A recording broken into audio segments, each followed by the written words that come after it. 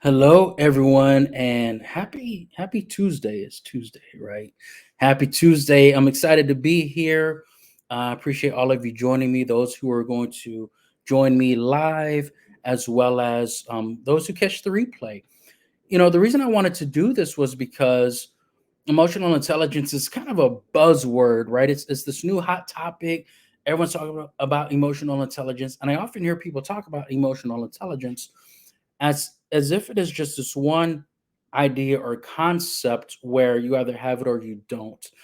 And so what happens is people will talk about emotional intelligence, but they don't really understand what they're talking about.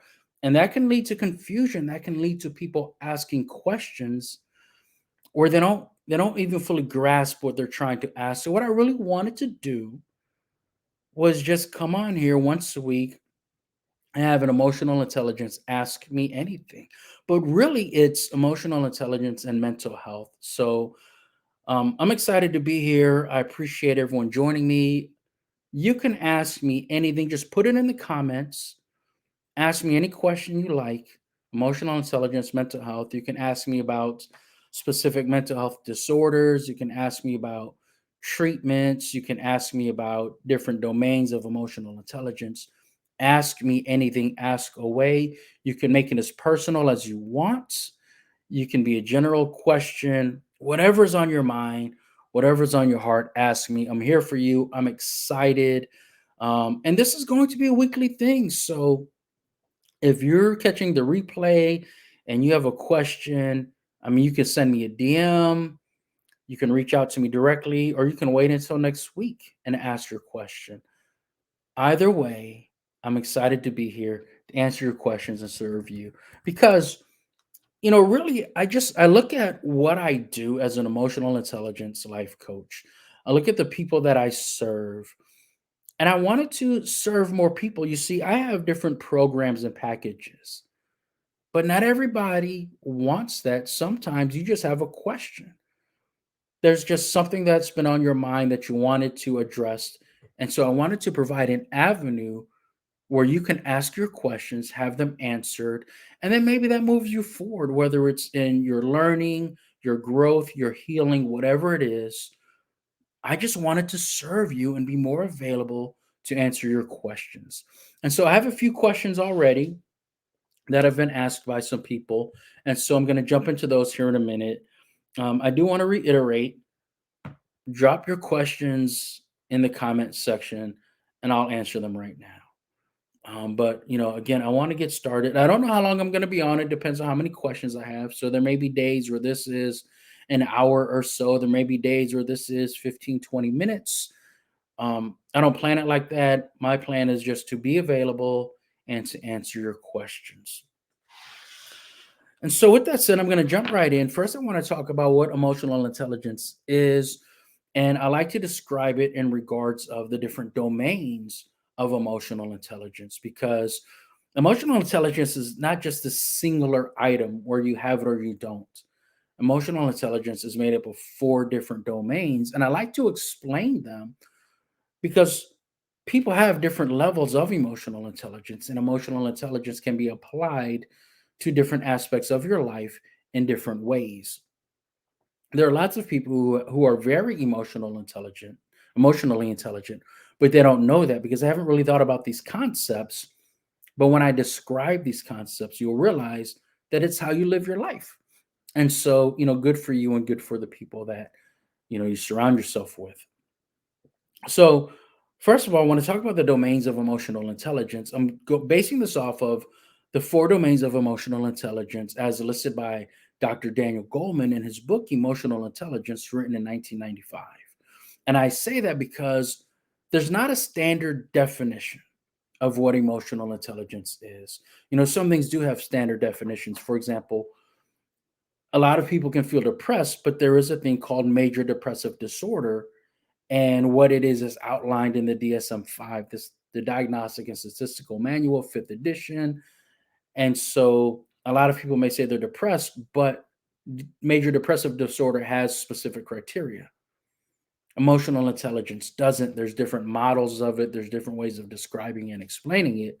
So I've chosen to align with this specific model described by and explained by Dr. Goldman in 1995. So the four domains of emotional intelligence are self-awareness, and self-awareness is really knowing what you feel, why you feel that way, and how you express and experience those emotions. And when I say how you express those emotions, it's that's external, how you communicate your emotions to other people. And how you experience emotions is internal. How do you feel within your body when you are feeling certain emotions? And when I talk about what you feel, it's really your ability to describe or label the emotion that you're feeling. You see, we go through a lot of emotions, but have you ever felt like you're off? Off is not an emotion, but you're feeling off. So what's going on is you don't really know of the word to describe what you're feeling. Well, emotional intelligence, first domain, self-awareness is being able to label that emotion. And if you know what you feel, then you can dig into why you feel that way. And then you can look at how you express and experience those emotions, right? And then the second domain is emotion regulation. So I've modified this to some degree because in Dr. Goleman's book, he describes it as emotion regulation, but in reality, emotions are physiological. So I look at not as emotion regulation, but self-regulation because it's not just how you feel, right? Like sometimes when you feel something, people say it's all in your head, and that's just not true because you feel emotions throughout your entire body. There's certain sayings that we have that actually are rooted in fact depending on how you experience the emotions. For example, when you say that felt like a gut punch, I was so stressed out. I felt like I had this weight lifted off my shoulders, or an elephant was sitting on my chest. Things like that. Even crying tears of joy are the proof that emotions are physiological. So self-regulation is really your ability to influence what you feel, why you feel that way, and how you experience and express those emotions. And that definition is actually from Dr. James Gross, who's a professor of psychology at Stanford University, and he came up with that definition during research that he was doing in 1998. Um, so again, self-regulation is really regulating the whole body, not just what you feel, but the way you feel it within your body. Then the next domain out of the four, the next domain of emotional intelligence is social awareness. And empathy is a part of social awareness. So when we're talking about social awareness is really just being able to recognize what's going on around you within your circle, right? And then there's different levels of the circle, right? Such as your inner circle who's closest to you, out to maybe your family, your community, the nation, the world as a whole, right? There's really no limit to that. But I look at it in terms of building or chronological, right? Where you cannot really have great social awareness if you do not have great self awareness. So, first, you have to understand your own emotions and be able to regulate or influence those emotions. And that frees up the resources in your mind and in your heart and in your body. It frees up those resources to be aware socially of other people's emotions, of the way that they react to you, which brings us specifically to empathy. Now, when I teach emotional intelligence, when I'm speaking in front of crowds or whatever, and I talk about social awareness, my emphasis is always more on empathy because empathy is really the critical component of anything that you want to do in life. Your ability to relate to others, the ability to relate to their emotions, because sometimes you did not experience what they experienced, but you know what it's like to feel what they're feeling. And so that puts you in a position to be empathetic. But empathetic is not just seeing it from someone else's perspective. Empathetic also means being able to communicate to them. How do I communicate to you that I know how you feel? I understand this emotion. And I need to be able to communicate that to you in a way that's non judgmental. I need you to understand that I'm relating to you, that I'm connecting with you. And so if you don't understand our connection, if you don't understand that I'm relating to the emotion that you're experiencing, Maybe I lack empathy. Maybe I need more practice. Maybe I need to find another way to connect. But understand, empathy is not a tool that you use when someone is feeling down. Empathy really is about the shared emotional experiences. And so, an empathetic person can also be very excited and happy for you when you win. They can be there for you when you struggle. They can be there for you when you win. They can just carry your burden even when you're doing great things. They can share in that with you to help you reach your goals. And then the last domain of emotional intelligence is relationship management. When I think of relationship management, it's really the way that you navigate your relationships in a way that's favorable really to the relationship. So it's not about you winning or the other person winning because it's not a battle, it's not a contest or competition. Relationship management is about nurturing the relationship. And so emotional intelligence enables us to do this in certain ways. And I'll give you an example. When you are having a disagreement with someone, and the way that you can manage the relationship through the disagreement is understanding, first of all, your self awareness, right? Why do you feel what you feel? Why am I angry? Why am I disappointed? What is causing me to feel this way? Is it because of something that's irrelevant? For example, you say something to me and I'm triggered because of something that happened a couple years ago. Well, self awareness lets me know that um, I'm experiencing an emotion that's not based on the current situation. And so Charlene says, good afternoon. Hello, Charlene. Thank you for being here. She's an awesome person. Anyone watching this, definitely follow Charlene here on LinkedIn. She's been very supportive. I appreciate you. So back to my example. So first you recognize within yourself, why do I feel this way? Are these emotions and my reactions appropriate for the situation? And when you get a handle on that, that gives you the freedom or the bandwidth to then look at the disagreement as a whole and then understand the other person. And sometimes you have to think the reason they're acting this way is momentary, it's temporary. I know your heart, I know your intentions, I understand your values, I understand your perspective.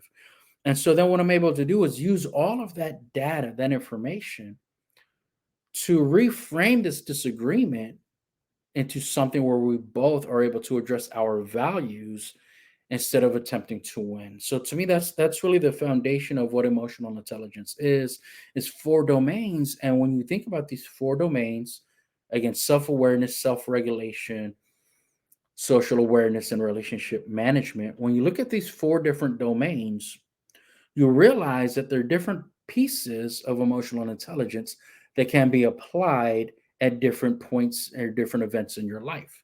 So it's not like emotional intelligence is a tool that you deploy here and not there. Kind of like, for example, your understanding of algebra. You don't turn it off or turn it back on if the situation requires it. You use it. If not, you don't use it, but it's not a tool that's stored away somewhere. You always have that knowledge, you always have that skill. And so, with that said, I want to jump into the first question. I have them written down, so I'm going to be looking down at my notebook. Um, but the first question is, can emotional intelligence be learned or developed?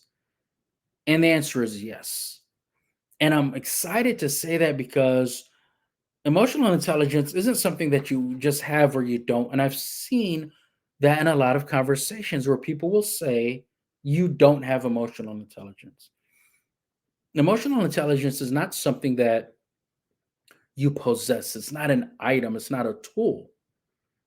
It's a foundation of your personality, right? And so when you have emotional intelligence, as a foundation, you can align your values and your goals with emotional intelligence and enables you to manage your relationships working towards a goal and enables you to manage your own emotions as you go through whatever struggles you're dealing with. And so sometimes you may find yourself feeling a certain way, and you're not sure why you feel that way.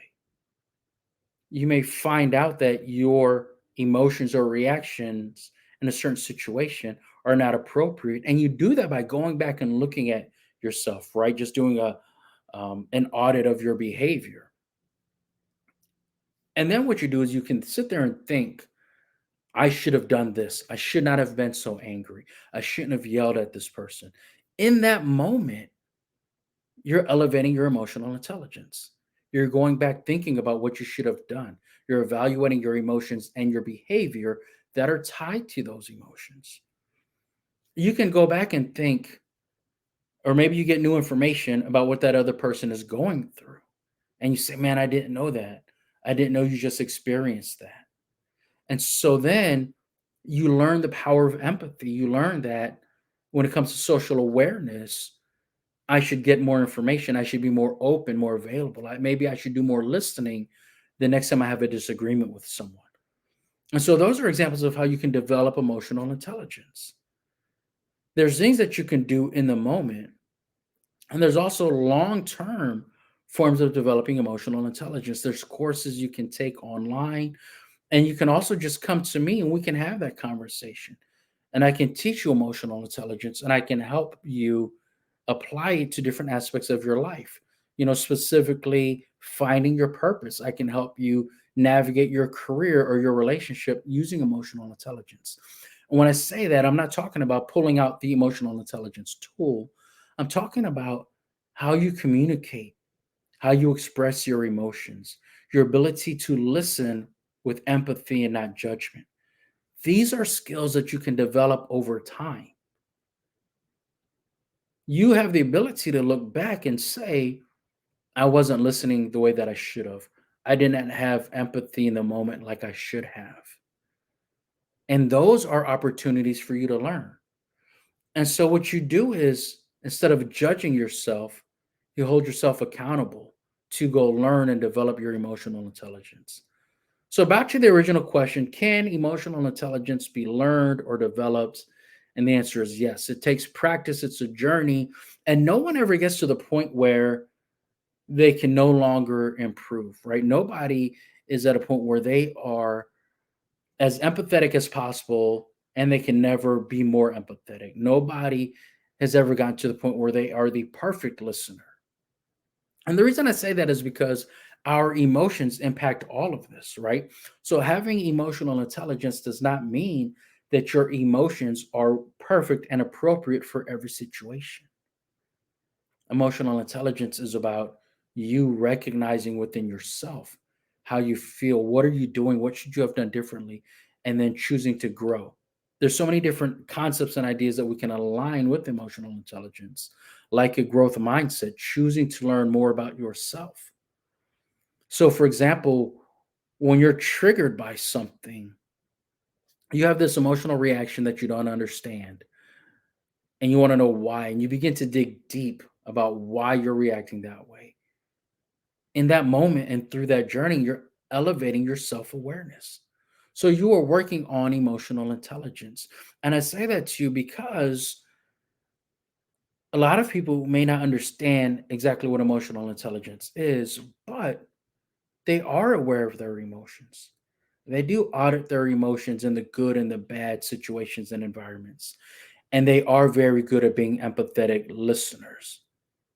So maybe you don't have a quantitative score on how emotionally intelligent you are, but you can be proud of the fact that you're able to connect with people and you're able to really nurture relationships and encourage people and elevate them and make them feel valued. That's part of emotional intelligence. So, another question was asked, can children and teenagers develop emotional intelligence? And how do they do that? And again, the answer is yes. So, first of all, children and teenagers go through the same things that we go through. And that's one thing I think adults and parents have to learn is that we have to give young folks the opportunity to explore their emotions. A lot of times we will correct them on their emotions, and really there are no good and bad emotions, right? Like there's a time and place for anger, there's a time and place for sadness, for grief. If you feel betrayed in your job, Someone's supposed to have your back and they let you down. Maybe they blamed something on you or they took credit for something that you did. You should be angry. Anger is not a bad emotion. Or maybe you really trusted them, so you're disappointed. Maybe you should be disappointed. So those are not bad emotions. There are no good or bad emotions. The fact is, if happiness was the only emotion you ever felt, then happiness would have no value. You need to experience the full range of emotions, and you can't just suppress the bad emotions. Our bodies and minds don't work like that. You either suppress emotions or you don't. So if you're really good at turning off sadness, then you're going to struggle with joy in joyous situations as well. So you have to really fully feel and embrace your emotions. And so when we're talking about teenagers and children, quite often we don't allow them to fully engage in their emotions. And I'm sure we all have memories of that, right? When you're told, don't cry, don't be mad. Why are you upset? What are you mad about? Right. And then the all-time favorite, right? I'll give you something to cry about. I'll give you a reason to be mad. And so what happens in those moments is we don't allow the children to fully feel and experience their emotions. And what we could do in those situations is two things. We hold them accountable for their behavior. Because I said that there are no bad emotions, but there can be negative behavior tied to those emotions. When you're really angry and you punch a hole in the wall, the anger is not a bad emotion. Property damage is, especially when you're a kid and it's your mama's house. That's not the time to go breaking stuff. You didn't pay for anything, right? And so we can hold them accountable for their behavior, but the emotion of anger is not something to be punished for. We have to help them understand their anger. Why did it make you so angry? And a lot of young people have difficulty communicating their perspective on things. They have difficulty with with communicating their emotions. And so we can help them develop emotional intelligence by helping them communicate their emotions.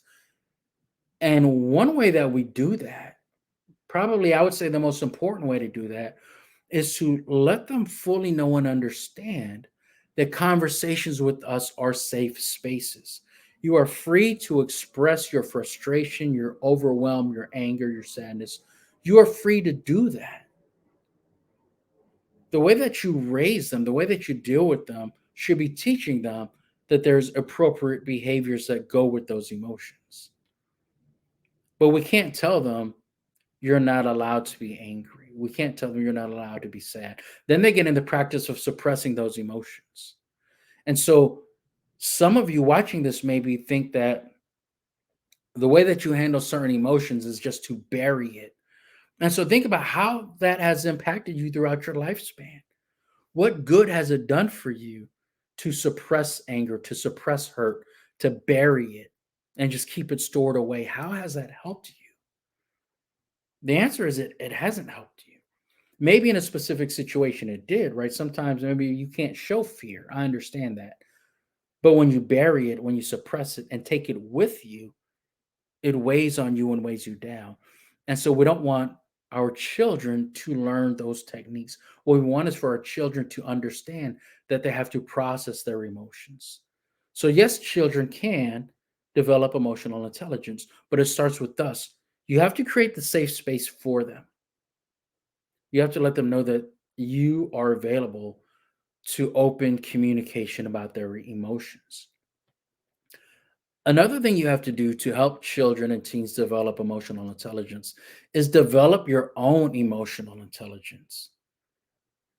You cannot be effective screaming at a child about them being mad. So, is anger appropriate or not? You're angry at me for being angry? Now the child is confused, but they don't know how to tell you that. And maybe it's not a safe space for them to say to you, why are you so angry at me for being angry about this? So you have to develop your own emotional intelligence. You have to develop your own self awareness. You have to be able to regulate your own emotions.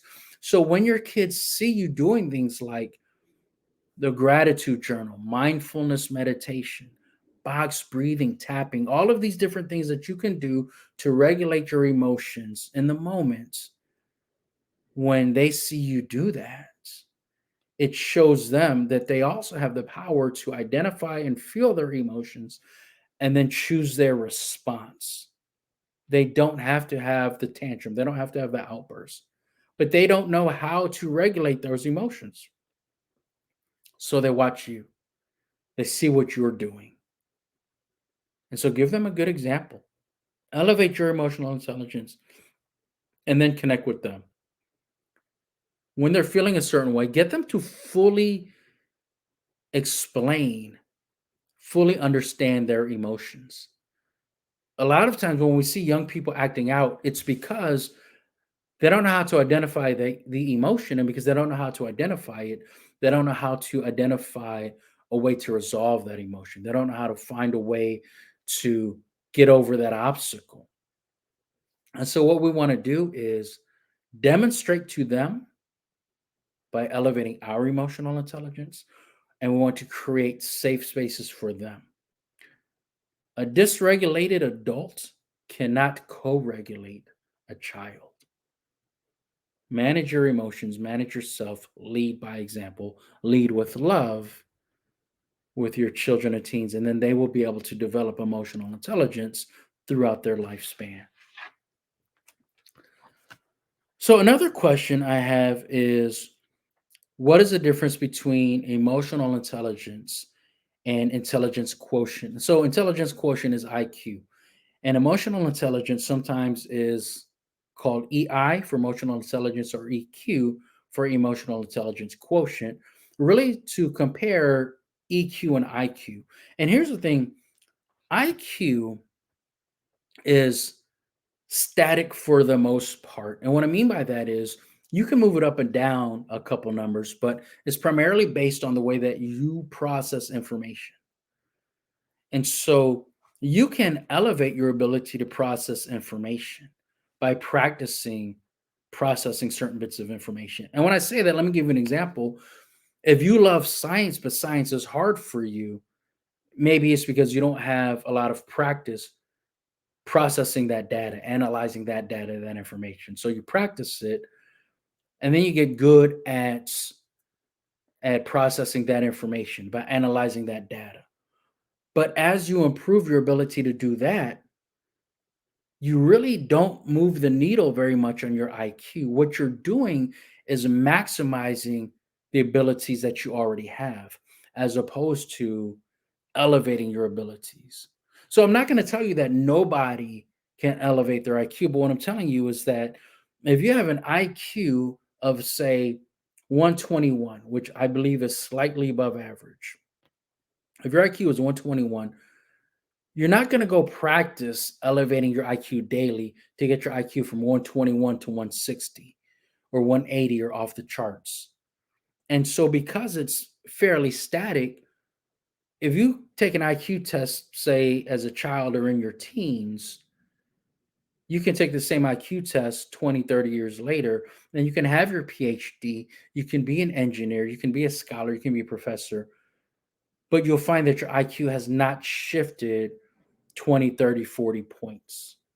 And at the same time, if your IQ is, say, 120 or 125, again, I believe that's above average.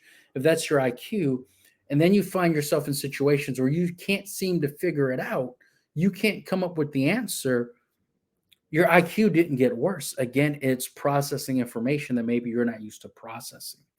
So you can develop that skill, that analytical skill for that topic, but your IQ doesn't drop because something is difficult for you. So IQ is pretty much static because it's more genetic than anything, and it's really about how you process information. And if you really want to learn more about IQ, I suggest that you just go look it up, right? Go Google it. What I tend to do on different subjects is I will go and actually put in the search bar research studies, because I don't want a lot of people's opinions. I want the actual data. I want the actual empirical evidence. So you can do that and look it up for yourself to learn more about IQ. But the difference between IQ and EQ is that IQ is pretty static, and EQ, emotional intelligence, is not static. As I stated earlier, you can develop emotional intelligence. There are specific skills that you can develop and work on and get better at. So you can be more empathetic than you were a year ago through intentional practice of empathy. You can be more self aware, and you can do these things even with journaling. You can just write it down. What were your emotions? I like to talk about the four primary emotions, right? Happiness, sadness, anger, and fear. And so when I'm looking at those four primary emotions, you can journal that and you can say, what emotion have I felt most often in the last 7 days? Well, I felt fear. Okay. Why did you feel that way? Why did you feel fear? Then you can analyze that and say, was fear the appropriate response? And a lot of people say things like, well, I don't live in fear. I'm not going to live in fear, so on and so on. But it happens. Maybe you're in fear of losing your job, or maybe there's someone that you love who's been sick and you're afraid they're going to get worse. Fear is a valid emotion. I mean, there are times where we've had someone we've loved in the hospital for, from 7 days to 7 months, and we've felt some semblance of fear the entire time. That is a valid and appropriate emotion. And you being able to recognize that and give yourself grace for that is one way to develop your emotional intelligence. For example, when I say give yourself grace, I mean maybe you made some uncharacteristic decisions during that time. Maybe you had some overreactions. Well, if you're living in fear, if you're afraid of something, it impacts your decision making process. So be aware of that, right? That's that emotion regulation, that's that self awareness. And so emotional intelligence can be developed and you can get better at it over time, whereas IQ is pretty static. And so the last question that I have is, how do I know when to use emotional intelligence? And their answer is that there really is no correct answer of when to use emotional intelligence. It's something that you have, right? And so, for example, it's like, when do I use kindness? Well, kindness should always be one of your first options. Empathy should always be one of your first options. You should always be looking and striving to be aware of what you feel and why you feel that way. And so there's really never a time where you turn on emotional intelligence and you say, now is a good time for me to figure out what I feel. You should always be mindful of your emotions. And when you do that, then you can be mindful of why you responded a certain way. And you can say, my actions or reactions in this moment were not appropriate. And so that is not you turning on emotional intelligence in the moment.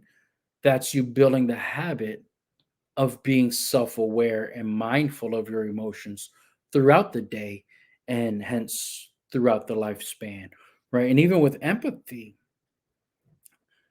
I'll tell you this, right? This is what I want people to understand.